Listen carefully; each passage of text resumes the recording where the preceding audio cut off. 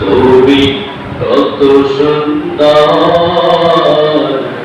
কি করে বোঝাই, কোন ভাষা পাই না খুঁজে, তোমার তুলনা তুমি নিজে,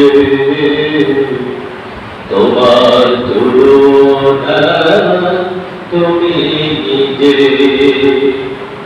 বেকার প্রজাপতি গোলাপের বুকে কি করে দোলায় পাখা, বুকে ভরা সুখে, কোন সুখে এত সুখী বুঝে আসে না যে, তোমার তুলনা তুমি নিজে,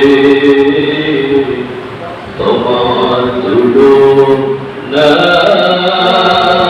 তুমি নিজে। আলহামদুলিল্লাহ, আলহামদুলিল্লাহ ওয়াহদা ওয়াসসালাতু ওয়াসসালামু আলা মান লা নাবিয়্যা বা'দা, আম্মা বা'দ।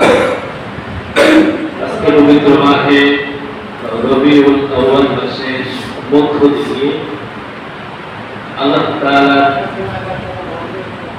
প্রেরিত বান্দা গোলামদেরকে জুমার দিনে জুমার নামাজ আদায়ের লক্ষ্যে আল্লাহ তাআলা আমাদেরকে কবুল করে বাছাই করে তার প্রিয় বান্দাদেরকে একত্রিত হওয়ার তৌফিক দিয়েছেন। এজন্য সবার আগে নত সুরে সিজদা অবনত চিত্তে আল্লাহ তাআলার দরবারে কালিমাতুশ শুকর আদায় করছি, সকলে পড়ছি আলহামদুলিল্লাহ। সকলে মন প্রাণ দিলকে উজাড় করে দিয়ে শরীরের সমস্ত শক্তি দিয়ে আল্লাহর দেওয়া জবান ছেড়ে দিয়ে পড়ুন আলহামদুলিল্লাহ। রব্বানা লাকাল হামদ হামদান কাসীরান طيبا مباركا فيه يا ربي لك الحمد كما ينبغي لجلال وجهك وعظيم سلطانك। অসংখ্য দরুদ এবং সালাম বর্ষিত হোক সর্বকালের সর্বযুগের সর্বশ্রেষ্ঠ নেতার উপরে, যার আনিত বিধান, যার আদর্শ, যার নীতি প্রতিটি মানুষের জন্য অনুসরণীয় অনুকরণীয়। সুবহানাল্লাহ। আমাদের সেই প্রিয় নবী বিশ্ব নেতার উপরে আমরা দরুদ পড়ছি, সকলে পড়ছি সাল্লাল্লাহু আলাইহি ওয়াসাল্লাম।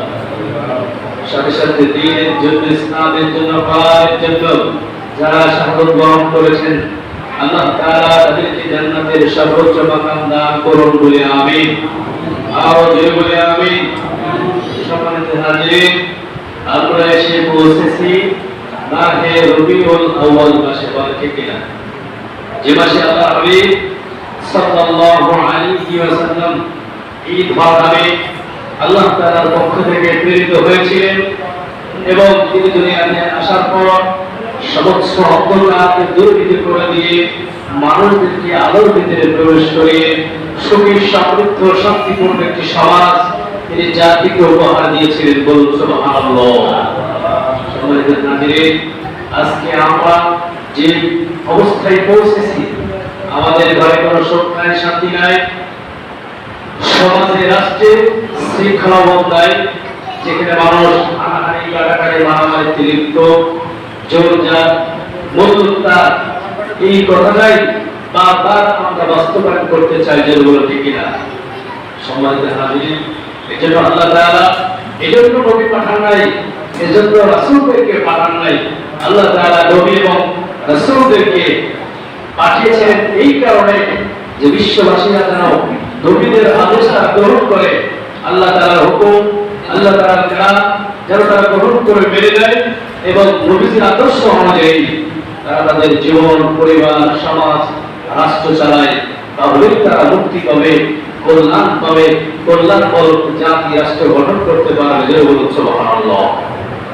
আমার ভাইয়া, আল্লাহ তাআলা বলেন قل إن كنتم تحبون تحبون الله فاتبعوني يحببكم الله ويغفر لكم ذنوبكم والله غفور رحيم الله أكبر আল্লাহ তার নবীকে বলে দিয়েছেন আপনি বলে দেন তোমরা যদি আল্লাহর ভালোবাসা পেতে চাও আল্লাহর সাথে মহব্বত করতে চাও আল্লাহর কাছাকাছি হতে চাও আল্লাহর সঙ্গে যদি তোমরা প্রেম নিবেদন করতে চাও তাহলে আমি যে নবী তোমাদেরকে দিয়েছি আমার নবীকে অনুসরণ করো আমার নবীর পথ পদ্ধতিকে তোমরা দেখে দেখে চলো অনুসরণ করলে পথ পদ্ধতি মেনে চললে আমি আল্লাহ নিজেই তোমাদেরকে ভালোবাসবো বলেন সুবহানাল্লাহ। নবী হচ্ছেন অনুসরণীয় অনুকরণীয় ব্যক্তিত্ব।